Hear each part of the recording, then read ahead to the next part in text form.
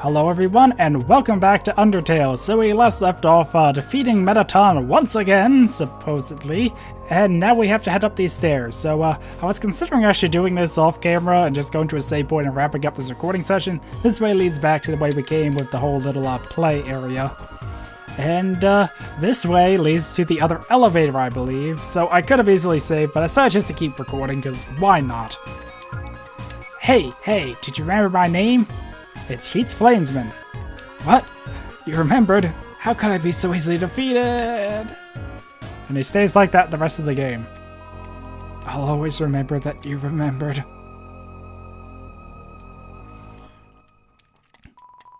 He seems happy. Oh, hey, we're taking a rain check on that killing you thing. Don't tell Undyne about this, okay? Hey, it's you again. Business is excellent here. These two fellows bought all my ice cream and actually sold out of everything. Sorry. Wait, I still got something for you. A big smile. How about that? So this is why I didn't want to try and proceed to a save point.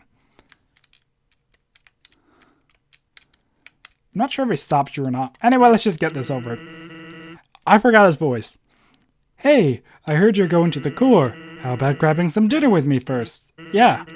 Great, thanks for treating me. Over here, I know a shortcut.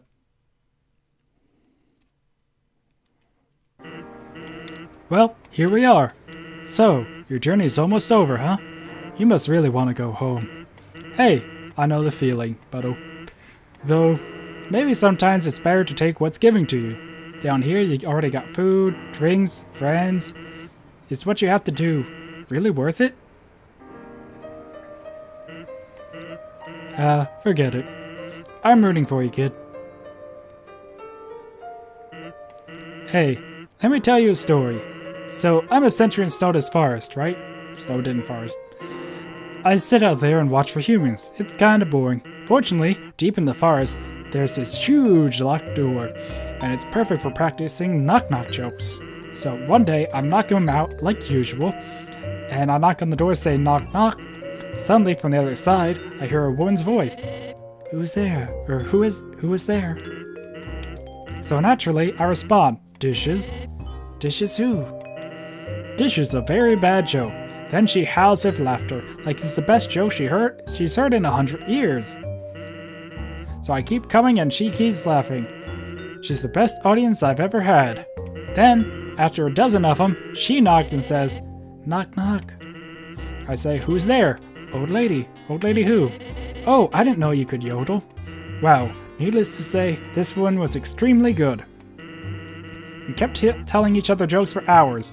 Eventually, I had to leave. Papyrus kinda gets cranky about his bedtime story, but she told me to come back again, and so I did.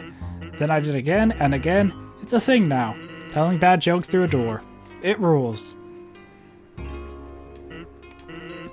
One day, though, I noticed she wasn't laughing very much. I asked what was up. Then she told me something strange. If a human ever comes through this door, could you please promise me something? Watch over them, protect them. Will you not? Now, I hate making promises, and this woman, I don't even know her name, but someone who sincerely likes bad jokes has an integrity you can't say no to. Do you get what I'm saying? That promise I made to her. You know what happened if she hadn't said anything, buddy? You'd be dead where you stand. Hey, lighten up, Buggo. I'm just joking with you. Besides, haven't I done a great job protecting you? I mean, look at yourself. You haven't died a single time. Hey, what's that supposed to mean? Am I wrong? A little bit.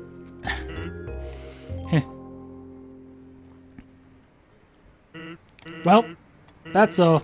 Take care of yourself, kid. Because someone really cares about you. And small spoiler that you probably got, it was Toriel that was talking to him through the door. I forgot to make a reservation, but I didn't want to look like I messed up, so I kept walking in anyway.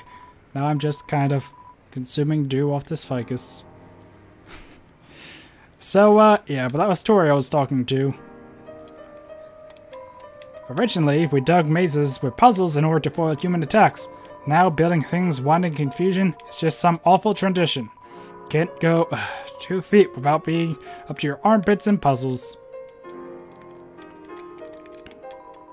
I work at the core. The inside of the maze is made of swappable parts. That means we can shuffle around the layout at will. Boy, was today a fun day. I sure love puzzles. Hint, hint. I'm the resort comedian. I'm very funny. People laugh at my jokes. Now, my son, he wants to be a comedian like his father. But his jokes aren't funny. He tells awful puns. He's an embarrassment to our family. Ha ha ha, that's not funny. His mother passed away. Since his mother passed away, he couldn't stand living at home anymore, so he ran away. I haven't seen him since. I'm a terrible father. Or father. Not sure how you say that. Ha ha ha, that's not funny. Blub blub. You have to make a reservation at a table to eat here. You also need to reverse your chair, silverware, and your food, and... Okay, so now we're inside the resort.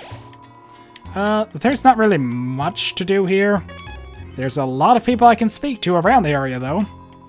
Welcome to MTT Resort, Hotland's biggest apartment building turned hotel. Whether you're here for a night or still live here, MTT Resort prides itself on a great stay. Just passing through? Nice! MTT Resort prides itself on being passed through. Yeah, I'm not gonna be home tonight. I think there's some cold pizza in my treasure hoard you can eat. The elevator goes straight to Capital, but it stopped working. The hotel's doing its best to accommodate everyone stuck here.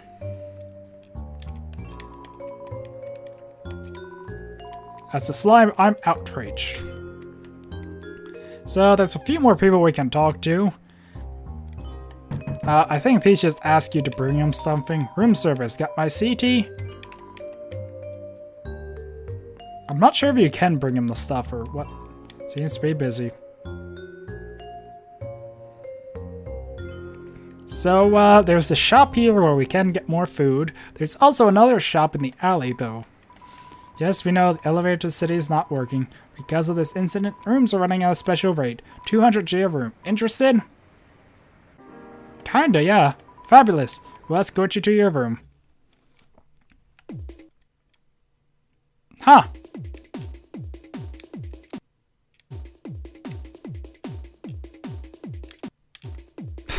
Okay, I actually never saw anyone get a room here. Do I have cash to spare?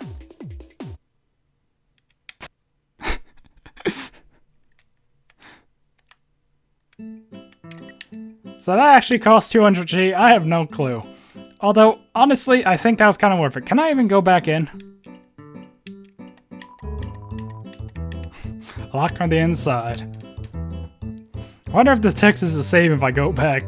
Yeah, that was kind of funny. What? Room? Key? No, we don't do that. If you leave your room, you have to pay again. I probably should stock up on food. Okay, so now let's deal with the stuff outside and inside, because, well, this whole resort's like a whole episode worth. Hey, go in the creepy alleyway to the right for some great deals.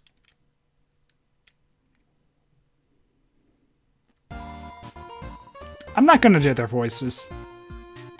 But, they sell the mystery key. Maybe we'll come back and get that later. And they have dialogue about them. So let's just go through this. Brady and Caddy. Best friend Brady and Caddy. The stuff inside is like totally wicked expensive, but like stuff we found is like totally wicked cheap. Totally wicked buy all of it. Origin of wares. Read like, where does anyone get guns or food, or we found it in the garbage. It's good garbage though. Origins of garbage. Where do we get the garbage? Like the garbage store, duh. Waterfall mostly. I found a gun in a dumpster. Origins of Metaton. He's like robot husband. Already going to marry him. He's just like doesn't know it yet. Dr. Alpha's built Metaton, right? That's like what they tell you. Metaton always acts like being built was his idea somehow. Even right after it was built, he acted like Alphys was an old friend. They're like not friends anymore. Oh, that's back to the old dialogue. So that's what they meant by old. Now that makes sense. But yeah, I don't know. I just really don't want to give them voices. Alphys used to live on our street. Like a big sister. Shows the coolest places to find trash. Always collecting weird cartoons. Then she became the royal scientist and haven't seen her in forever. So Alphys always has like thought Asgore is a super cutie. That's why when they ask who Alphys has a crush on, every answer is correct technically, because she did have a crush on Asgore. She made Mettaton to impress him, a robot with a soul. That's like super relevant to his hobbies. Yep. So seeing Mettaton, Asgore ask her to do all his science stuff for him. But nobody's like seen anything from her yet, or her at all. She must like just stay in her lab all day. Asgore. A big googler, fuzzy goofball. So hyped for the destruction of humanity. Oh darn, I clicked again. I meant to back... Darn it! Okay, let's leave. There is like a little subplot you can do between them. I'm not sure how far I want to go with that though. I don't know, maybe I will do it. Welcome to MTT Brand Burger Emporium, home of the Glam Burger. Sparkle up your day, TM. I'm sorry, it's against rules to talk to customers who haven't bought anything. So, Starfruit, Glam Burgers, Legendary Heroes, steak in the shape of Mettaton's face. Please don't ask. So, I don't need any of these foods because they heal more than my max health. I will want some Glam Burgers, however. That face. Oh, don't have room. What? Why do you keep trying to talk to me? I'll get in trouble if I get show me with the customers. Sorry. So, I wanted to be an actor. I'm getting on in the years, so let me give you some advice, little buddy. You still got time. Don't live like me. 90 years old and already wasted my entire life. Listen, I like you, little buddy, so I'm gonna save you a lot of trouble. Never interact with attractive people. Unless you're one of them, they're just gonna take advantage of you. Like those two chicks asked me to sneak Glam Burgers out, and I, the 18-year-old one, said yes. Bad idea. When I first came to Hotlands, it was my dream to work with Mettaton. Well, be careful what you wish for, little buddy. Why is Mettaton bad? God, have you even looked around this place? I forgot to read that bit. Every time I look, change something to the better, he vetoes it and said that's how they do it on the surface. Right. Humans are always eating hamburgers made of sequins and glue. Why else is Mettaton bad? Why do people find him so attractive? They're just a freaking rectangle. You know, one time I bought one of those kits online to make yourself more rectangular. They don't work. Your future. Future? What future? Nothing down here ever changes. I'll probably be trapped in this stupid job forever. But wait, there's one thing that keeps me going. If Asgore gets one more human soul, we'll finally get to the surface. There'll be a brand new world. There's gotta be a second chance out there for me. For everyone. Stay strong, little buddy. When I make it big, I'll keep you in mind. So, the Glam Burger story. So I went out to the alley, and those two ladies, you see, see what happened next. The boss saw me and asked what I was doing. I was so startled, the hamburgers in my pockets tumbled out on the ground. Not wanting to lose face, I scrambled to pick them up, but as I was leaning over, the weight of the remaining hamburgers caused my pants to fall down. Then the girls laughed at me. Everyone calls me Berg Pants now. Anytime, little buddy. Okay, so I do need to use my cell, and I still have the instant noodle. Oh right, I died. I forgot that part. Actually, give me 1 second. I want to organize this. Okay, so I did a bit of organization of my boxes. A just has kind of like some random stuff that I probably will mostly sell later on or that I don't really need right now, while B has all my food. So, yeah, but now let's just file up with that story real quick before I end off the episode, and then I'll probably stock up on glam burgers, and, yeah, then next time we'll tackle the core. So, Burger Pants. Guy from the store, yuck, what a creep. Yeah, he's a creep. He's kind of cute, too. Come on, kitty. Don't you have any standards? Nope. The annoying thing is, if BK just treat us with some respect, but he just acts really weird. Then acts like it's our fault he acts that way. Like when I asked for him to get his glam burgers, he dropped them and ran away before he could even say anything. We were going to share them. Really? I wasn't.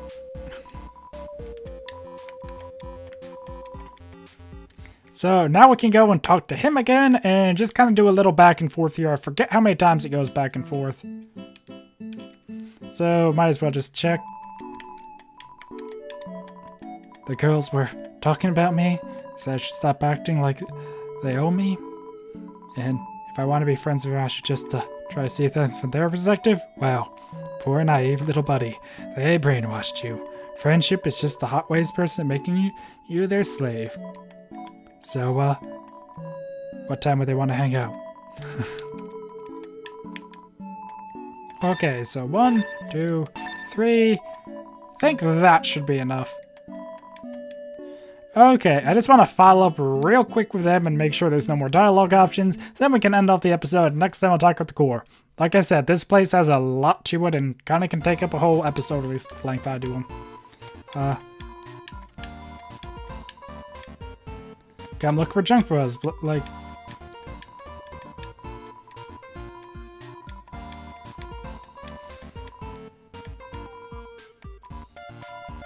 that kind of guy. Hang out with him once, and he wants to hang out all the time. Don't you feel bad for him, Brady? Poor Berg Pants. Think about how cool we all compared to him. Be like saving his life with our friendship.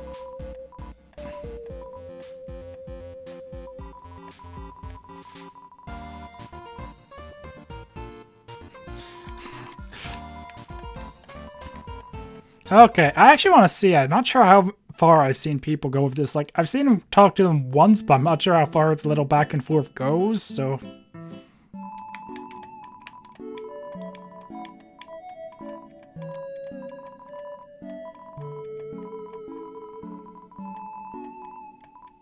So, where they want to go? They want to hang out the garbage dump? Well, nowhere to go but up, right, little buddy? I don't know, let's just see if there's any more. And I forgot to read all his dialogue there. But this episode's running long and I'm just trying to speed it along a bit. So, yeah.